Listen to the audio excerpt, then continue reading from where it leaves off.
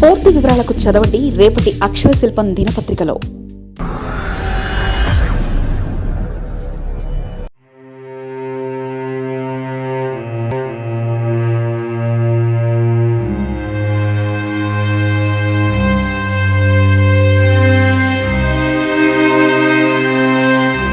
విశాఖ తీరంలో olive రిడ్జే మృత్యుఘోష.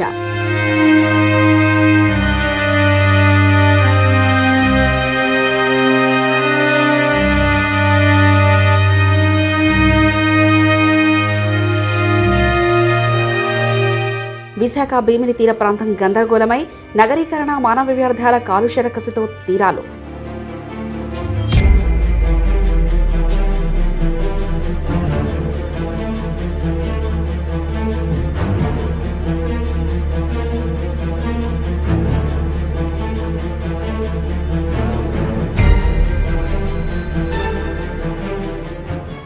Operation లంగ్స్లా, operation Coast CRZ డిమాండ్లు.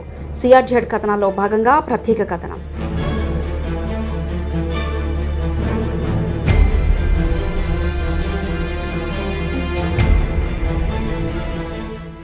అమ్మలారా, అయ్యలారా, మహానుభావులారా, మేము ఓలివ్ రిడ్జే తాబెళ్ళాం.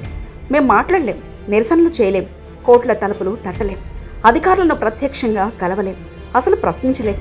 కానీ మాకు కూడా జీవించే హక్కుంది. మేము సముద్ర జీవులమే. అయినా ఈ భూమిపై కోట్లాది సంవత్సరాలుగా జీవిస్తున్న పురాతన జాతికి చెందిన వాళ్ళం. మేమే ఆలివ్ రిడ్లే సముద్ర తాబేళ్లం. డైనోసార్ల కాలం నుంచి భూమిపై జీవిస్తున్న ఈ అరుదైన జీవజాతి మాది. ఆధునిక మనిషి అభివృద్ధి పేరుతో జరుగుతున్న ప్రకృతి విధ్వంసం వల్ల అంతరించిపోయే ప్రమాదాన్ని ఎదుర్కొంటున్నాం. భారత వన్యప్రాణి సంరక్షణ చట్టం 1972 ప్రకారం షెడ్యూల్ 1 జాతిగా అత్యున్నత రక్షణ పొందిన పులి, సింహం, ఏనుగు వంటి జంతువులకు ఉన్నంత చట్టపరమైన రక్షణ మాకుంది. అయినప్పటికీ మా నివాసన ప్రాంతాలు నాశనం అవుతుండటంతో మా భవిష్యత్తు ప్రశ్నార్థకంగా మారింది. ఇది ఆ మూగ జంతువుల బాధ. సముద్రానికి చెందిన తాబేలు జాతి ప్రస్తుతం అత్యంత ప్రమాదకరమైన పరిస్థితుల్లో ఉన్నాయి. విశాఖ భీమిలి తీరం ఒలివ్ రిడ్లే తాబేల సంతానోత్పత్తి కేంద్రం. ప్రపంచ సముద్రాల్లో 1000 కిలోమీటర్లు ప్రయాణించే ఇవి గుడ్లు పెట్టడానికి మాత్రం ప్రశాంతమైన ఇసుక తీరాలను వెతుక్కుంటూ వస్తాయి. విశాఖపట్నం నుంచి భీమునిపట్నం వరకున్న సముద్ర తీరం సహజ ఆశ్రయం.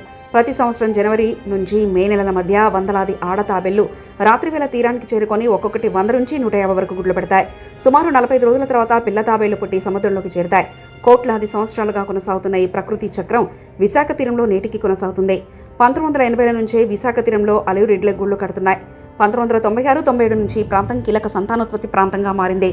ఇవి కేవలం ఒక జీవ విషయం కాదు, మొత్తం తీరం జీవావరణ వ్యవస్థకు సంబంధించిన అంశం. ఒలివ్ రిడ్లే తాబేల విషయంలో BSPCA అటవీ శాఖ స్వచ్ఛంద కార్యకర్తలు కలిసి దాదాపు 3 దశాబ్దాలుగా తాబేల సంరక్షణ కోసం కృషి చేస్తున్నాయి. 1996 నుంచి ఇప్పటి వరకు ప్రతి సంవత్సరంకు 1000కు పైగా పిల్ల తాబేలను సముద్రంలోకి సురక్షితంగా విడుదల చేస్తున్నారు. 2018-19 సీజన్లో 785 గూళ్ల నుంచి 80,812 గుడ్లను రక్షించి 68,794 పిల్ల తాబేలను సముద్రంలోకి విడిచిపెట్టారు. అయితే ఇందులో ఒక చేదు వాస్తవం కూడా ఉంది. తాబేలు సహజంగా గూళ్లు కట్టి తీరాలు సురక్షితంగా లేకపోవడంతోనే గుడ్లను హేచరీలకు తరలించి కాపాడాల్సిన పరిస్థితి ఏర్పడింది. ప్రకృతి ప్రసాదించిన తీరాలను కాపాడాల్సింది పోయి హేచరీలతో పరిస్థితిని తాత్కాలికంగా నిర్వహిస్తున్నారు. దీనంతటికీ కారణం విశాఖపట్నం సిఆర్జెడ్ 2 పరిధిలో ఉండడం. ఈ కారణంగా ఇక్కడ నిర్మాణాలపై చేపట్టొచ్చు అనే ఒకే ఒక్క అంశంతో నగరీకరణ వైపు మొత్తం దృష్టి వెళ్ళిపోతుంది. దీంతో ప్రకృతి సిద్ధంగా పెరగాల్సిన సముద్ర జీవులు ఇప్పుడు అత్యంత దారుణమైన పరిస్థితుల్లో అంతరించే ప్రమాదం ఉంది.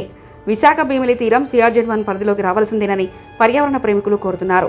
విశాఖపట్నం భీమిలి తీర ప్రాంత జీవ వైవిధ్యానికి నిలయంగా ఉంది.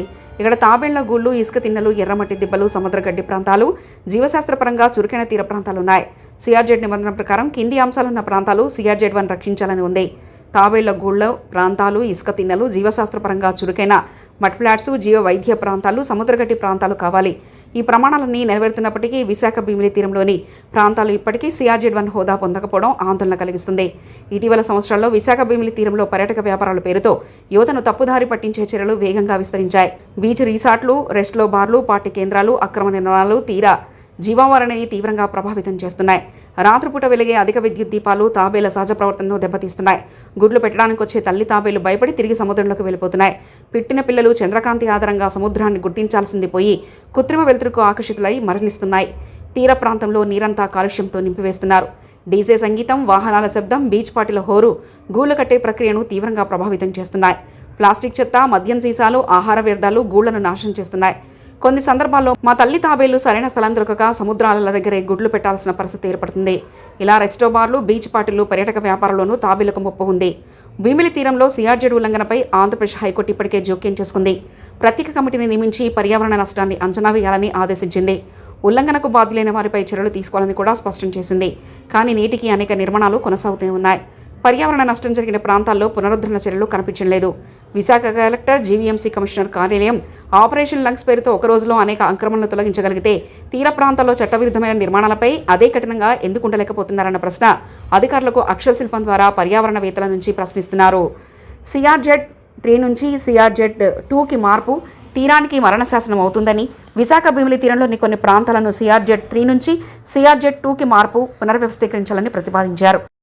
అయితే ఆ విషయాన్ని పర్యావరణవేత్తలు తీవ్రంగా వ్యతిరేకిస్తున్నారు. సిఆర్జెడ్ 3 ప్రాంతాలు సహజ రక్షణ కవచాలుగా పనిచేస్తాయి.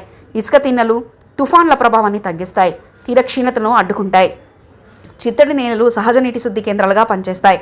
ఈ ప్రాంతాలను సిఆర్జెడ్ 2గా మార్చడం వల్ల మరిన్ని నిర్మాణాలు, మరిన్ని రిసార్ట్లు, మరింత కాంక్రీటీకరణకు అవకాశం కలుగుతుందని ఆవేదన ఉంది. ఎర్రమట్టి దిబ్బల వంటి అరుదైన భూవారసత్వ ప్రాంతాలు కూడా ఈ ఒత్తిడికి గురయ్యే ప్రమాదం ఉంది. పర్యాటక వ్యాపారాల ద్వారా కోట్ల రూపాయల ఆదాయం వస్తుంది. కానీ ఆదాయంలో ఎంత మొత్తం పర్యావరణ పరిరక్షణకు వెళ్తుందనే ప్రజల ప్రశ్న. ఇక తాబేళ్ల గుడ్ల సంరక్షణ కోసం హేచర్లు నిర్వహించడానికి ప్రభుత్వ శాఖలు, స్వచ్ఛంద సంస్థలు సిఎస్ఆర్ నిధులు ఖర్చు చేస్తున్నాయి. అయితే ఈ పరిస్థితికి కారణమైన పర్యావరణ విధ్వంసానికి బాధ్యులైన వారిపై సరైన చర్యలు కనిపించడం లేదు. విఎస్పీసీఏ ప్రతినిధుల విశాఖ తీర ప్రాంతంలో పెరుగుతున్న పర్యాటకం, కాలుష్య కారణంగా తాబేల రాకతో తగ్గుదల నమోదవుతుందని చెప్తున్నారు. విశాఖ భీమిలి తీరంలోని మా తాబేల గుళ్ల ప్రాంతాలను సిఆర్జెడ్ 1గా ప్రకటించాలని రాష్ట్ర వ్యాప్త డిమాండ్ ఉంది. విశాఖ జిల్లా కలెక్టర్, కమిషనర్ ఆపరేషన్ కోస్ట్ పేరుతో తీర ప్రాంతాల్లోని చట్టవిరుద్ధ నిర్మాణాలను తొలగించాలని కోరుతున్నారు. జనవరి, మే తాబేల సంతానోత్పత్తి అయ్యే తీర ప్రాంతంలో అక్రమ నిర్మాణం, రాత్రివేళ బీచ్ పార్టీలను, డీజే సౌండ్ సిస్టమ్లకు, అధిక వెలుతురు ప్రదర్శనలు నిషేధించాలని డిమాండ్ ఉంది. విశాఖ భీమిలి తీర ప్రాంతాన్ని సముద్ర జీవ సంరక్షణ మండలంగా ప్రకటించే దిశగా చర్యలు చేపట్టాలని డిమాండ్ ఉంది. కోట్లాది సంవత్సరాల చరిత్ర కలిగిన జీవులు ప్రకృతి వైపరీత్యాలను తట్టుకొని బతికాయి.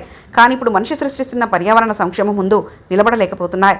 వాటి గూలు నాశనమైతే కేవలం ఒక తాబేలు జాతి మాత్రమే కాదు, మొత్తం తీర జీవావరణ వ్యవస్థ ప్రమాదంలో పడుతుంది. విశాఖ భీమిలి తీరాన్ని భవిష్యత్తు తరాల కోసం సంరక్షించాలని కోరుతున్నారు.